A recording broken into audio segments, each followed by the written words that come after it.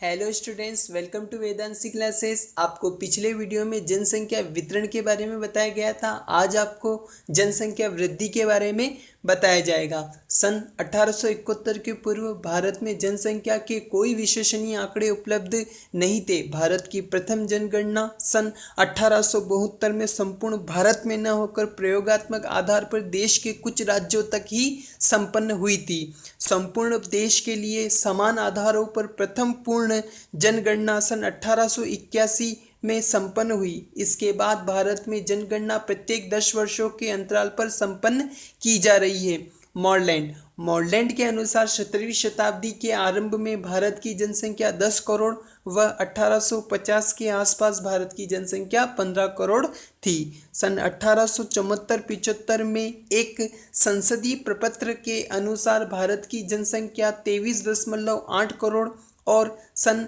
1881 में अविभाजित भारत की जनसंख्या 25 करोड़ थी। सन 1901 से सन 2011 के मध्य जनसंख्या वृद्धि को 4 अवस्थाओं में विभाजित किया जा सकता है। पहला, मंद वृद्धि का काल 1901 से 1921, स्थिर वृद्धि का काल 1921 से 1951, तीव्र वृद्धि का काल 1951 से 1981 और घटती वृद्धि का काल 1981 से सन 2011 तक।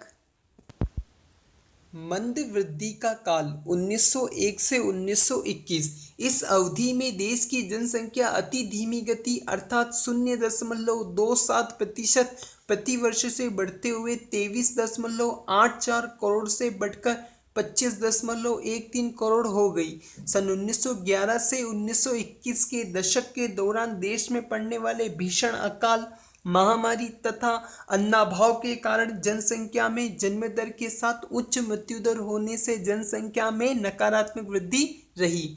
स्थिर वृद्धि का काल 1921 से 1951।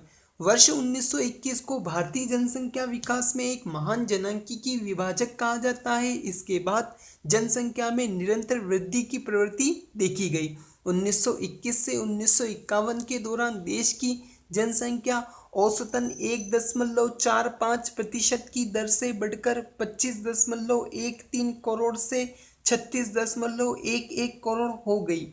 3 दशकों में केवल 11 करोड़ की वृद्धि हुई है। इसका प्रमुख कारण अकाल एवं महामारियों पर नियंत्रण होने से मृत्यु दर में कमी एवं जन्म दर पूर्ववत ही रही, जिसके कारण जनसंख्या में वृद्धि होती रही। तीव्र वृद्धि का काल 1951 से 1981। वर्ष 1951 को द्वितीय जनांकीय विभाजक कहा जाता है। इसके बाद देश की जनसंख्या में तीव्र वृद्धि प्रारंभ हुई। 1951 से 1981 के मध्य जनसंख्या वृद्धि 2.2% की दर से हुई, जिससे देश की जनसंख्या 32 करोड़ से अधिक हो गई। 1961 से 1971 के मध्य सर्वाधिक वृद्धि 24.8% प्रति दशक दर्ज हुई, जो विकास कार्यों में तेजी तथा स्वास्थ्य सुविधाओं में सुधार के कारण थी।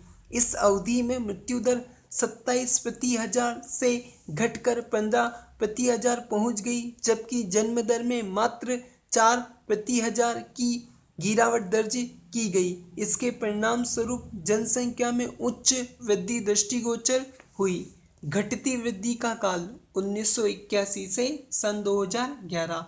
सन 1981 के जनसंख्या में उच्च वृद्धि की प्रवृत्ति जारी रहते हुए भी वृद्धि दर में क्रमिक ह्रास दृष्टिगोचर हो रहा है। सन 1981 से 1991 के दौरान जन्म दर में कमी आई।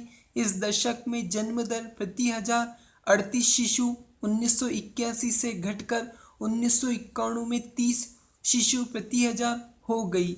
1981 से 1991 में जनसंख्या की औसत वार्षिक घातीय वृद्धि 2.14% थी, जो 1991 से 2001 में घटकर 1.95% रही तथा सन 2001 से 2011 में 1.64% रह गई। इस दौरान जन्म दर 38 शिशु प्रति हजार 1981 से घटकर 26 शिशु प्रति हजार 2001 तथा मृत्यु दर 15 प्रति हजार से घटकर 8 प्रति हजार रह गई। जनसंख्या में हास्य की यह प्रवृत्ति परिवार नियोजन कार्यक्रम की सफलता तथा छोटे परिवार अपनाने की प्रेरणा के कारण है।